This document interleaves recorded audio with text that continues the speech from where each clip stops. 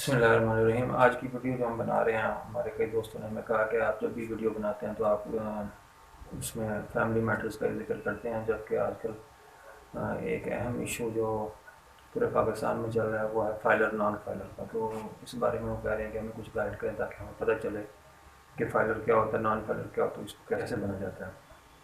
और इस सूरत में हम आज आपको एक जनरल थोड़ा सा लेक्चर देंगे, बेसिक लेक्चर देंगे, ताकि जब हम अब फर्दर प्रोसीड करें तो आपको परेशानी ना हो कि फाइलर और नॉन फाइलर की जो आजकल एक टर्मिनोलॉजी इस्तेमाल हो रही है। फाइलर उस आदमी को कहते हैं कि जो अपने इनकम टैक्स के गोशवारे भरता है, और जो अपने इनकम टैक्स के गोशवारे नहीं भरता, और जो अपने इनकम टैक्स के गोशवारे नहीं भरता उसको नॉन फाइलर कहते हैं।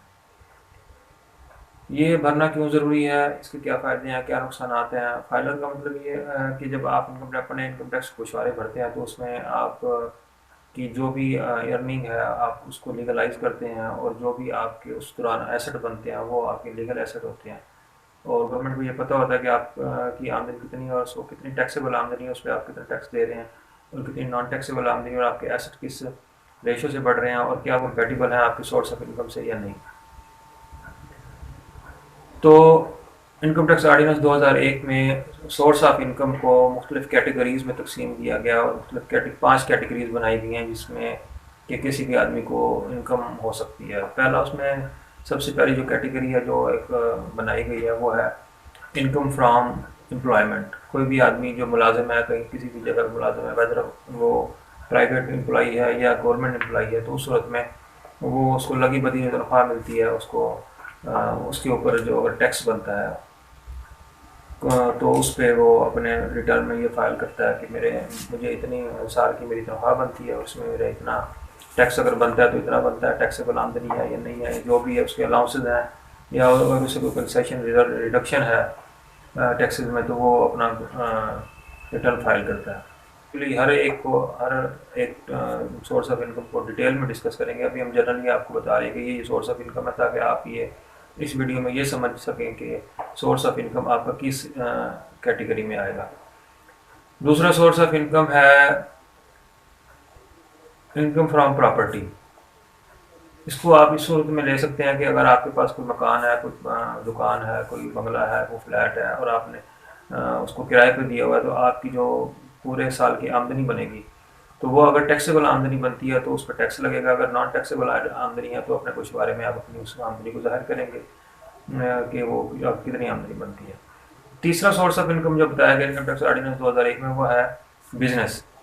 अब बिजनेस सोर्स ऑफ इनकम एक ऐसा सोर्स ऑफ इनकम है जिसमें कई कई जो ज़राए आमदन है वो आते हैं।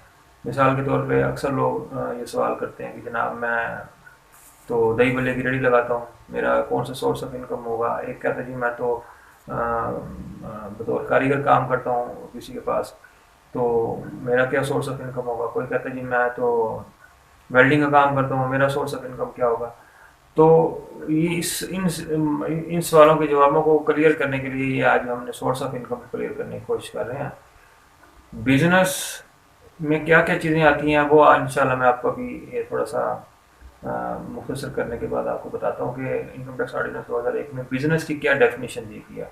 सेक्शन 2 जो है इनकम टैक्स ऑर्डिनेंस 2001 का, जिसमें मुख्तलिफ चीज़ों की डेफिनेशन दी गई है, उसमें एक बिज़नेस की भी डेफिनेशन दी गई है, वो आपको अभी बताते हैं कि वो क्या होती है। इसके बाद जो सोर्स ऑफ इनकम है वो है इनकम फ्रॉम कैपिटल गेन्स। आपके पास कोई प्रॉपर्टी थी, कोई चीज़ थी आपके पास, वो आपने ली और आपने सेल की, उसमें आपको प्रॉफिट हुआ, जो आपने गेन किया उस पर टैक्स लगेगा। उसकी भी एक ख़ास शरह है, और उसके बारे में भी डिटेल में जब हम कैपिटल गेन्स में जाएंगे तो उसके बारे में हम बात करेंगे। उसके बाद आखिरी जो इसमें दिया गया है इनकम टैक्स ऑर्डिनेंस 2001 की के कानून में दिया गया वो है income from other sources. Other sources में आपको डिटेल से बताएंगे, लेकिन फिलहाल आपको इतना बता दें अदर सोर्सेज में आपके सेविंग सर्टिफिकेट्स हो गए, आपको फिक्स्ड टर्म डिपॉजिट्स हो गए जिसपे आपको आमदनी होती है, आपके कुछ शेयर्स हैं उसमें आपको डिविडेंड मिलता है, तो उसको ये जो आमदनी इस कैटेगरी में होती है उसको इनकम फ्राम अदर सोर्सेज कहते हैं। ये तो हो गया इनकम टैक्स ऑर्डिनेंस 2001 की जो लॉ है जिसमें ये लिखा गया है कि सोर्सेज ऑफ इनकम क्या है। जब हम आपको नेक्स्ट वीडियो में बताएंगे कि एक आम आदमी इसका अभी एनटीएन भी नहीं बना तो किस तरह से एफबीआई की वेबसाइट खोलेगा और किस तरह से वो आईआरएस में जाके रजिस्टर अपने आप को करवाएगा, और उसका जो आईडी कार्ड, जो इंडिविजुअल होते हैं उनके आईडी कार्ड को ही वो NTN में कन्वर्ट कर देते हैं, वो उसका ID कार्ड नंबर ही उसका NTN बन जाता है। तो उसमें हम आपको बताएंगे किस तरह जब वो अपने सोर्स ऑफ इनकम वहाँ पे शो करेगा तो किस किस जगह पे वो मार्क करेगा कि ये मेरे इनकम सोर्स ऑफ इनकम है। वो एक से ज़्यादा भी सोर्स ऑफ इनकम हो सकते हैं। एक आदमी है वो मुलाजमत कर रहा है और साथ ही उसकी कोई मकान या दुकान कोई ऐसी चीज़ है जिसने रेंट पे दी है, तो उसको फिर दो सोर्स ऑफ इनकम पे टिक करना पड़ेगा। एक उसको एम्प्लॉयमेंट सैलरी, दूसरा हो गई वो उसकी जो source of income from property होगा। और अगर इससे ज़्यादा है, सपोज उसकी अदर सोर्सेज हैं, उसके 5-10 लाख रुपए पड़े हुए हैं सेविंग अकाउंट में, उसमें भी उसको प्रॉफिट आ रहा है, तो फिर उसको 3 ये सोर्सेज ऑफ इनकम टिक करने पड़ेंगे। अगर एक ही कोई सोर्स ऑफ इनकम है तो फिर उसको सिर्फ एक ही सोर्स ऑफ इनकम टिक करना पड़ेगा।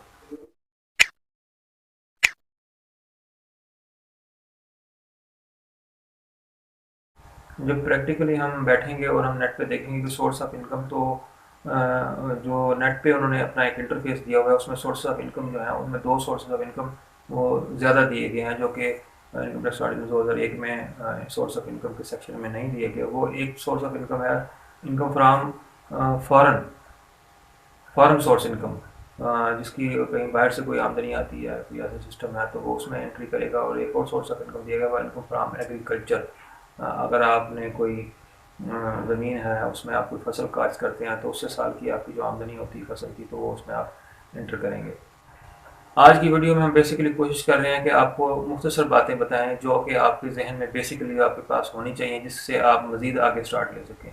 एक और चीज़ जो आपको बतानी बहुत ज़रूरी है वो है कि ग्रॉस इनकम और नेट इनकम। ग्रॉस इनकम क्या है, नेट इनकम क्या है, ये आपको कॉन्सेप्ट क्लियर होना चाहिए। ग्रॉस इनकम ये है कि मैं आपको एक मिसाल के जरिए समझाने की कोशिश करता हूँ। एक आदमी सारा दिन बैठता है अपनी दुकान के ऊपर, और सारा दिन सुबह से बैठने के बाद शाम को वो अपनी दुकान से जब सारा दिन बिजनेस करने के बाद उठता है तो अपने जब वो निकालता है तिजोरी में से पैसे, तो उसे पता चलता है कि मैंने सारा दिन में 100 रुपये की सेल की है। अब ये 100 रुपये की सेल जो उसने की है ये उसकी ग्रॉस इनकम है, टोटल उसकी इनकम है।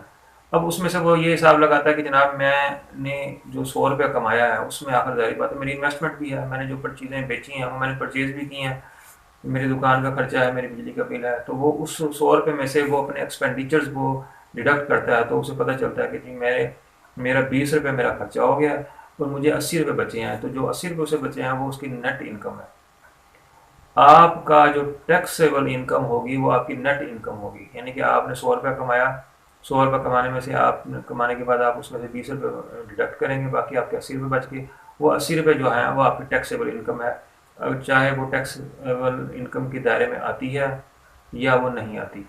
टैक्सेबल इनकम 4 लाख से ऊपर है, 4 लाख तक अगर आपकी आमदनी है, आपने सपोज 5 लाख रुपया कमाया, 5 लाख में से आपका 1 लाख रुपया आपके एक्सपेंसेस खत्म हो गए हैं, निकाल दिए आपने, डिडक्ट कर दिए हैं बिजनेस के एक्सपेंसेस, उसके बाद 4 लाख बचे तो उस पर टैक्स नहीं लगेगा। लेकिन अगर आपको डिडक्ट करने के बाद बिजनेस एक्सपेंसेस डिडक्ट करने के बाद आपकी आमदनी 4 लाख से ज़्यादा है तो 6 लाख तक 4 लाख पे टैक्स नहीं लगेगा। 2 लाख ऊपर जो 6 लाख तक है तो 2 लाख जो ऊपर होंगे उन पे 5% के हिसाब से 5-5 हज़ार पर 1 लाख आपको टैक्स लगेगा। यानी कि अगर आपकी आमदनी 6 लाख रुपये है खर्चे निकाल कर, तो आपको 10 हज़ार रुपये टैक्स भरना पड़ेगा पर ईयर। लेकिन अगर आपकी आमदनी 6 लाख से बढ़ जाती है, देन 4 लाख आपको उसमें कोई आमदनी पे टैक्स नहीं है। उसके बाद 2 लाख रुपये जो हैं आपके उन पर 5% के हिसाब से टैक्स है, 6 लाख आपका पूरा हो गया। उसके बाद 7वां लाख है, उस पर ऊपर 10% टैक्स होगा, यानी कि आप 7वें लाख पे 10 हज़ार रुपये टैक्स देंगे। तो ये इनकम फ्रॉम बिजनेस का एक असूल है। सेकेंडली आपको प्रॉपर्टी से इनकम होती है, उसके भी एक समझने की बात है कि अगर आपका सोर्स ऑफ इनकम आपका बिजनेस भी है या अदर सोर्सेज से भी आपको सेविंग सर्टिफिकेट्स वगैरह से आपको आमदनी हो रही है, और साथ में आपकी वो प्रॉपर्टी भी है उसमें से आपको आमदनी हो रही है, किराया आ रहा है साल का, और अगर वो किराया साल का 2 लाख से ऊपर चला जाता है तो 2 लाख से ऊपर जो आपका जाएगा उसके ऊपर आपका टैक्स लगेगा। लेकिन कानून में एक चीज़ ये भी बता दी गई है कि अगर आपका कोई सोर्स ऑफ इनकम नहीं है, ना आपका कोई बिजनेस है, ना आपका कहीं और से कोई पैसे आ रहे हैं, ना कोई आपकी शेयर्स है, ना आपका कोई सेविंग सर्टिफिकेट्स है, ना ही आपको एग्रीकल्चर प्रोड्यूस है, ना उसमें से कोई आमदनी, ना आपका कोई कैपिटल गेन है, सिर्फ आपका गुजारा किराए पे हो रहा है, तो जब तक आपका किराया एक साल में 4 लाख तक नहीं पहुंचेगा तब तक आपकी वो इनकम टैक्सेबल नहीं होगी। 4 लाख से जैसे ऊपर आपका किराया होगा तो उससे ऊपर का जो जितनी भी अमाउंट होगी उस पर वो टैक्स आपको लागू हो जाएगा। इंशाल्लाह ये जो हम आपको मालूमात दे रहे हैं, ये बेसिक मालूमात हैं, इनको आप ज़हन में नशीन रखें। फिर आपको हम ये नेक्स्ट वीडियो में ये बताएंगे टैक्स ईयर कब शुरू होता है, कौन से महीने में शुरू होता है, कब जाके ख़त्म होता है, कब रिटायर फाइल करनी ज़रूरी हो जाती है, और कब ये मैंडेटरी, और कौन सी इसकी लास्ट डेट होती है, और अगर आप नहीं फाइल करेंगे तो उस पर आपको कौन सा नोटिस आ सकता है, कौन सी पेनल्टी पड़ सकती है, आपका नाम एक्टिव टैक्स पेयर लिस्ट से किस तरह से निकाला जाएगा, किस तरह से दोबारा आप उसमें वापस आ सकते हैं। ये सारी सूरत हाल इंशाल्लाह हम आपको नेक्स्ट बताएंगे। रेजिडेंट पर्सन कौन होता है, नॉन रेजिडेंट कौन होता है, कब कितना अरसे के लिए अगर एक आदमी पाकिस्तान में रहे, कितने एक साल में कितने दिन के लिए पाकिस्तान में रहे तो वो रेजिडेंट बन जाता है और रेजिडेंट की कैटेगरी में आ जाता है। रेजिडेंट और नॉन रेजिडेंट में टैक्स की कोई शरह में कोई तब्दीली है, वो फ़र्क है, किन मामलात में फ़र्क है, किस चीज़ को आप अपने उसमें से डिडक्ट कर देंगे। मिसाल के तौर पे आपको मालूमात में एक और इजाफा करता जाऊँ, जैसे कोई आदमी किसी को गिफ्ट देता है तो इनकम टैक्स ऑर्डिनेंस 2001 में ये वाज़ेह तौर पर बताया गया कि ये गिफ्ट उस वक्त तक तस्वर नहीं किया जाएगा जबकि गिफ्ट देने वाला भी फाइलर हो और गिफ्ट लेने वाला भी फाइलर हो। अगर देने वाला फाइलर नहीं है और लेने वाला फाइलर है और वो लिख देता है जी मुझे गिफ्ट मिला है, तो उसको गिफ्ट कंसिडर नहीं किया जाएगा, उसको उसकी आमदनी ही कंसिडर करते हुए उसको फिर उसको टैक्स देना पड़ेगा, उस पर टैक्स लागू होगा। तो इस तरह की और कई मालूमात हैं जो आपको हम साथ साथ देते जाएंगे और प्रैक्टिकली भी आपको समझाते जाएंगे। हमारा मकसद ये है कि वो लोग जो कि जिनके थोड़े थोड़े पैसे पड़े हुए हैं, कौमी बचत में पड़े हैं, उनको प्रॉफिट आता है और वो चाहते हैं कि जैसे ये मैंडेटरी है इनकम टैक्स ऑर्डिनेंस के तहत कि अगर कोई प्रॉफिट सेवन सर्टिफिकेट्स वाले प्रॉफिट देते हैं तो वो है तो उसका 10% विद होल्डिंग टैक्स डिडक्ट करेंगे, और अगर फाइलर है तो उसका 10% deduct holding tax with holding tax deduct करेंगे। तो अक्सर लोग जो क्योंकि गरीब होते हैं सेविंग सर्टिफिकेट्स लेते हैं और अपनी आमदनी को बढ़ाने के लिए, अपनी फैमिली की सपोर्ट के लिए, तो वो अक्सर हमारे पास इनकी रेशो ज़्यादा है, तो वो कहते हैं जी हमारा जो है ना टैक्स ज़्यादा डिडक्ट हो रहा है तो आप हमें फाइलर बना दें ताकि हमारा जो कटौती है वो कम हो।